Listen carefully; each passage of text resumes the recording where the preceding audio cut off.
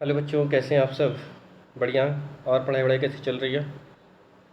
शुरू करते हैं आज का सेशन का नाम है, टॉपिक का नाम है क्या आपका? अलैंगिक जनन। तो अलैंगिक जनन आखिर क्या होता है उसके बारे में जानेंगे, और जानेंगे कि कैसे होती है इसकी प्रक्रिया।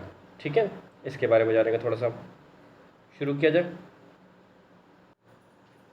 ठीक है, फिर आगे बढ़ते हैं सेशन का, और आगे देखते हैं कि क्या क्या चीज़ें जो हैं वो असेक्सुअल, जो आपका रिप्रोडक्शन है उसमें चीज़ें आती हैं, जिसे हम लोग क्या बोलते हैं? अलैंगिक जनन बोलते हैं। तो अलैंगिक जनन जो होता है वो किन में होता है, क्या क्या चीज़ें होती हैं, एग्जाम्पल क्या होंगे, और किस तरह से ये प्रक्रिया होती है, इन सब के बारे में जानकारी लेंगे हासिल। ठीक है, तो सबसे पहले स्लाइड दिया हुआ है आपकी, अलैंगिक जनन क्या होता है। तो उससे पहले जानेंगे जनन क्या होता है। जनन यानी रिप्रोडक्शन के बारे में पढ़ते हैं। प्रत्येक जीव अपने समान एक नए जीव की उत्पत्ति करता है, और इस प्रक्रिया को हम लोग क्या कहते हैं? इस प्रक्रिया को हम लोग कहते हैं जनन। ठीक है, इसके कारण व्यक्ति जो होता है वो क्या करता है? अपनी निरंतरता यानी अपनी स्थिरता बनाए रखता है, और इससे क्या होता है कि कोई भी उसका जाति या उसका अस्तित्व जो है वो समाप्त नहीं होता। अरे उसी तरह से भाई, जिस तरह से अगर कोई ठाकुर है तो वो अपनी जनसंख्या क्यों बढ़ाएगा? वो यही बढ़ाएगा ना भाई, कि क्यों? क्योंकि उसकी सारी चीज़ें, उसकी जो संपत्ति है, उसकी जो प्रॉपर्टी है, वो आगे की पीढ़ी में जाए, अपने घर वालों में बटे। ठीक है, कोई पड़ोसी को थोड़ी दे देगा,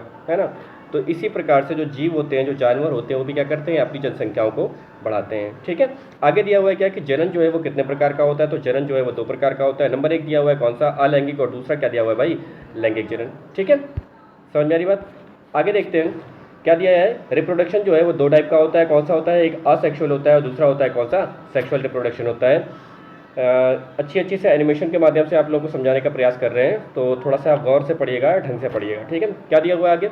अलैंगिक जनन जो होता है वो जो दो जीवधारी जिसमें भागीदार नहीं होते, उनमें कोई एक जीव ही जो होता है वो क्या करता है? संतान की उत्पत्ति के लिए प्रभावी होता है, और वह कई प्रकार से, कई विधियों से जो है वो अपने संतति को पैदा करता है। इस प्रक्रिया को हम लोग क्या बोलते हैं? अलैंगिक जनन बोलते हैं। ठीक है, तो अलैंगिक जनन, और दूसरा होता है क्या? लैंगिक जनन। लैंगिक जनन यानी इसमें क्या होता है कि दो अलग अलग जीवधारी जो होते हैं वो क्या करते हैं? इस प्रक्रिया में भाग लेते हैं, जिसमें क्या होता है? एक नर वाला सेक्शन होता है और दूसरा होता है मादा वाला सेक्शन। ये दोनों ही जब आपस में मिलते हैं, सहयोग करते हैं, तो फिर क्या होता है कि एक नई संतति का निर्माण होता है। इस प्रकार की प्रक्रिया को हम लोग क्या कहते हैं? इस प्रकार की प्रक्रिया को हम लोग लैंगिक जनन कहते हैं। ठीक है, सबसे पहले दिया हुआ है अलैंगिक जनन के प्रकार। तो क्या होते हैं अलैंगिक जनन के प्रकार? जैसे सबसे पहले लिखा हुआ है यहाँ पर विखंडन। विखंडन का मतलब होता है क्या? फ्यूजन। क्या लिखा हुआ है कि इस प्रकार में अलैंगिक जनन में दो से अधिक समान कोशिकाओं में, समान संतति में चीज़ें जो होती हैं वो क्या होना शुरू हो जाती हैं? विखंडित होना शुरू हो जाती हैं, या विभक्त होना शुरू हो जाती हैं, या उसका क्या हो जाता है भैया? विखंडन होना शुरू हो जाता है। इस प्रकार की प्रक्रिया को हम लोग क्या बोलते हैं? इस प्रकार की प्रक्रिया को हम लोग बोलते हैं क्या? विखंडन। उसी प्रकार से विखंडन होता है जिस तरह से हम मान लेते हैं कि कोई एक जो है वो प्रोकैरियोटिक कोशिका है, कोई एक प्रोकैरियोटिक कोशिका जिसके अंदर क्या पड़ा हुआ है भाई? डीएनए पड़ा हुआ है, और ये डीएनए जो है जो कैसी अवस्था में? नग्न अवस्था में है। अब ये डीएनए जो है वो आपस में अपने आप को क्या कर रहा है भाई? ब्रेक कर रहा है। ब्रेक करने के बाद में क्या करेगा? जो आपका न्यूक्लियस वाला सेक्शन होगा, यानी जो केंद्रक वाला सेक्शन होगा, भाई केंद्रक तो होता नहीं है इसके अंदर डीएनए जो होता है वो नेकेड अवस्था में पाया जाता है। तो दोनों जो अलग अलग क्या नाम है, जो आपके डीएनए जो होता है वो दो अलग अलग भागों में बटेगा। दो अलग अलग भागों में बटने के बाद में जो इसकी जो सेल वॉल होगी या प्लाज्मा वॉल जो होगी वो भी दो अलग अलग भागों में बटेगी, और जैसे ही वो दो अलग अलग भागों में बटेगी तो साथ ही साथ कुछ समय बाद ये क्या हो जाएंगे? दोनों के अलग अलग टुकड़े हो जाएंगे। एक सेपरेटली एक अलग बन जाएगा, दूसरा सेपरेटली अलग हो जाएगा। तो इस प्रकार की प्रक्रिया जो होती है जिसको हम लोग क्या कहते हैं भैया? जिसको हम लोग कहते हैं फिजन या विखंडन कहते हैं। ठीक है, आगे बढ़ते हैं। अगला दिया हुआ है क्या? द्विखंडन। ठीक है, द्विखंडन क्या होता है? तो एक ऐसे प्रकार की प्रक्रिया जिसमें कोशिकाएं जो होती हैं वो अपने आप को एक से अधिक यानी दो या दो से अधिक या तीन भागों में बांट लेती हैं। तो इस प्रकार की प्रक्रिया को हम लोग क्या कहते हैं? इसको हम लोग बोलते हैं द्विखंडन। जैसा, या क्यों करती हैं कोशिकाएं? यह कोशिकाएं इसलिए करती हैं ताकि वह अपनी जनसंख्याओं को बराबर बनाए रखे, या फिर वो क्या हो जाए भाई? अमर हो जाए। जैसे क्या होता है भाई इसमें? अमीबा, यूग्लिना, पैरामीशियम, या इसी तरह से टाइटम। ठीक है, एग्जाम्पल देखेंगे, और दिया हुआ है ये आपका फिगर क्या है? एक पेरेंट सेल है अमीबा की, इसके अंदर क्या हुआ है? न्यूक्लियस है। न्यूक्लियस जो है वो अपने आप को डिवाइड किया। उस डिवाइड करने के बाद में उसने एक और अपना सेक्शन दिखाया जिसमें उसका साइटोप्लाज्म या जीव द्रव्य जो था वो क्या हो रहा था? अपने आप में अलग हो रहा था, और साथ ही साथ क्या हुआ कि दो अलग डॉटर सेल जो है वो तैयार हो गई। इस प्रकार की प्रक्रिया को हम लोग क्या बोलते हैं भाई?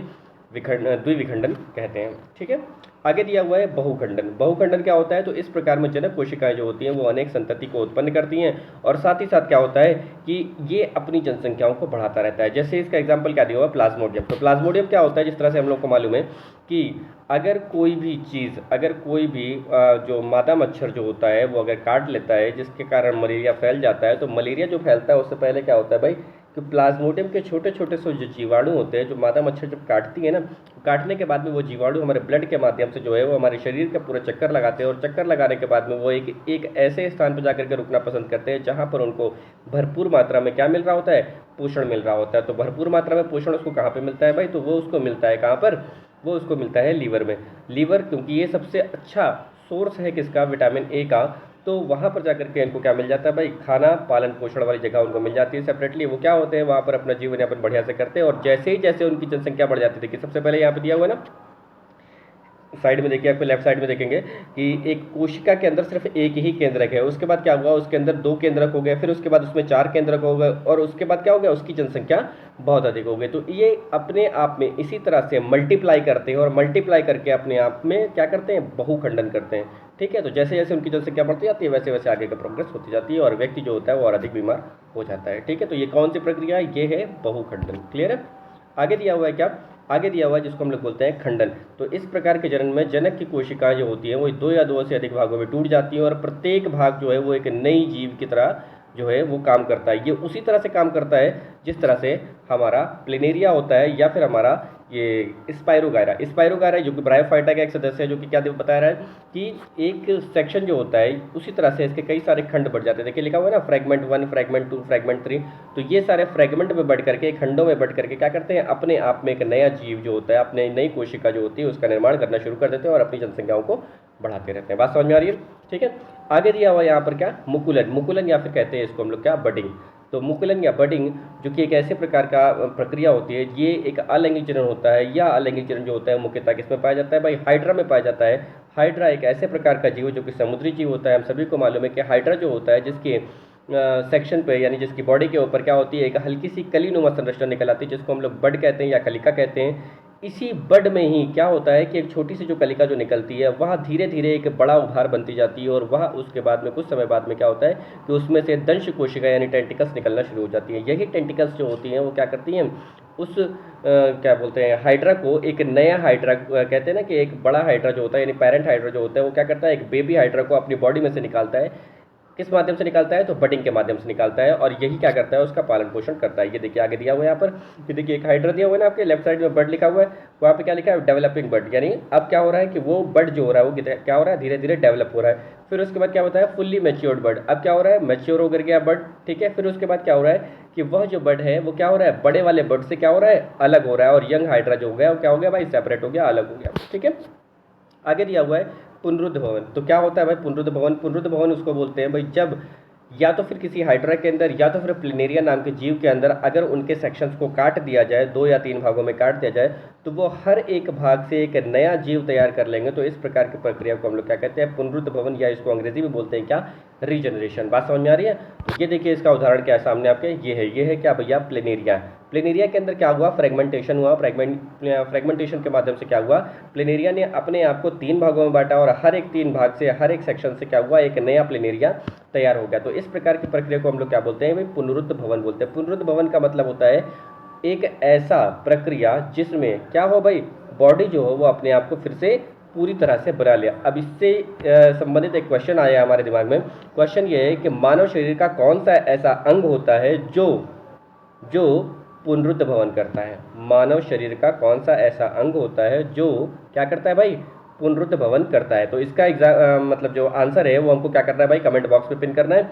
और जितने ज़्यादा बच्चे इसका कमेंट बॉक्स में आंसर पिन करेंगे, हम सबको उसका जवाब जो है वो हार्ट के शेप में या फिर क्या नाम है आपके लाइक्स के शेप में जो है वो हम आपको आंसर देंगे। ठीक है, ओके, चलिए ठीक है, आगे बढ़ते हैं। आगे दिया हुआ क्या, बीजाणु द्वारा, यानी अधिकांश कवक या शैवाल जो होते हैं वो क्या करते हैं, अपने आप में क्या करते हैं, अलैंगिक जनन करते हैं। यह अलैंगिक जनन जो होता है वो जू स्पोर्स के माध्यम से होता है, यानी छोटे छोटे से जो बीजाणु जो होते हैं वो क्या करते हैं भाई, जल के माध्यम से या किसी और तरह से के माध्यम से जो होते हैं वो एक जगह से दूसरी जगह चले जाते हैं और वहाँ पर क्या होता है, एक नए जीव का या एक नए पौधे का निर्माण हो जाता है। तो इस प्रकार की प्रक्रिया जो होती है वो कई सारी चीज़ों में होती है, जैसे कि एक एग्जाम्पल दिया हुआ है यहाँ पर क्या, यूरोथ्रिक्स दिया हुआ है, और दूसरी चीज़ें दी हुई हैं क्या, दूसरी चीज़ें दी हुई हैं यहाँ पर क्या भाई, जैसे होता है क्या हमारा राइजोपस। ठीक है, तो एक सेक्शन दिया हुआ है, ये राइजोपस का एक सेक्शन दिया हुआ है, क्या लिखा है इसके अंदर दिया हुआ है क्या, स्पोर फॉर्मेशन। स्पोर फॉर्मेशन का मतलब क्या है, देखिए आपके लेफ्ट साइड में एक छोटा सा एक फ्लावर टाइप का सेक्शन बना हुआ है जिसमें क्या है वो पैक्ड है पूरी तरह से, और दूसरा उसके बगल में दिया हुआ है जहाँ पे लिखा हुआ है स्पोर्स।